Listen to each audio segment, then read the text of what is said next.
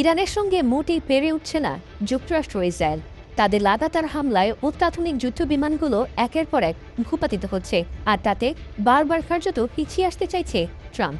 এমনকি যুদ্ধ বন্ধ করতে সবার কাছে ধর্ণা দিলেও যেন থামাথামির কোনো লক্ষণ নেই ইরানের। যদিও কিছু কিছু হামলায় ইরানকে তারা দায়ী করলেও নিজেদের দুর্বলতা থাকতে বহু হামলাকে তারা দুর্ঘটনা বলেই দাবি করছে, এমনটাই মনে করেন অনেকেই। অন্যতম হল তাদের সবচেয়ে বড় রণতরী ইউএসএস জেরাল্ডে ভয়াবহ আগুন। এমনকি সম্প্রতি ওয়াশিংটনে তাদের তেল শোধনাগারে ভয়াবহ বিস্ফোরণ হলেও সেটি নাকি দুর্ঘটনায় হয়েছে, এমনটাই দাবি করছে ট্রাম্প প্রশাসন। এদিকে ইরানের যুদ্ধে তাদের ১৬টিরও বেশি F-15 যুদ্ধবিমান ধ্বংস হয়ে তাদের সামরিক ক্ষয়ক্ষতি হলেও সেই বিষয়টিও দুর্ঘটনা বলে জানিয়েছিল যুক্তরাষ্ট্র।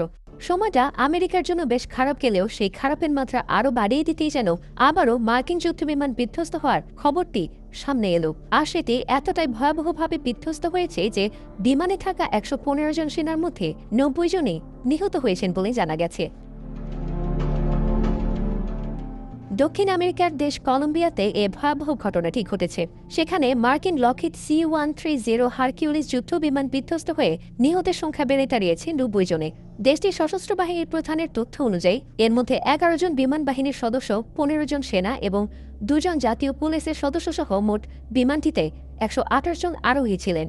দুর্ঘটনার পর স্থানীয় বাসিন্দারা প্রথমেই উদ্ধার কাজ শুরু করেন। পরে সেনাবাহিনী ঘটনাস্থলে পৌঁছালেও দুর্গম এলাকার কারণে উদ্ধার কাজে বিঘ্ন ঘটে।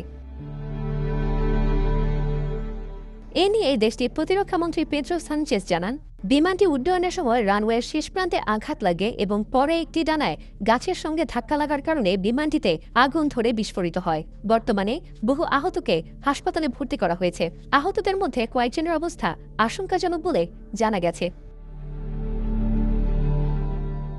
যদিও এ নিয়ে গভীর শোক প্রকাশ করে কলম্বিয়ার প্রেসিডেন্ট গুস্তাভো পেট্রো এই ঘটনাকে সামরিক বাহিনীর আধুনিকায়নে বিলম্বের জন্য প্রশাসনিক জটিলতাকে দায়ী করেছেন, কারণ তাদের এই আমেরিকার যুদ্ধবিমানটি মোটেই আধুনিক নয়, বরং তা ১৯৫০ দশকের বলে জানা গেছে।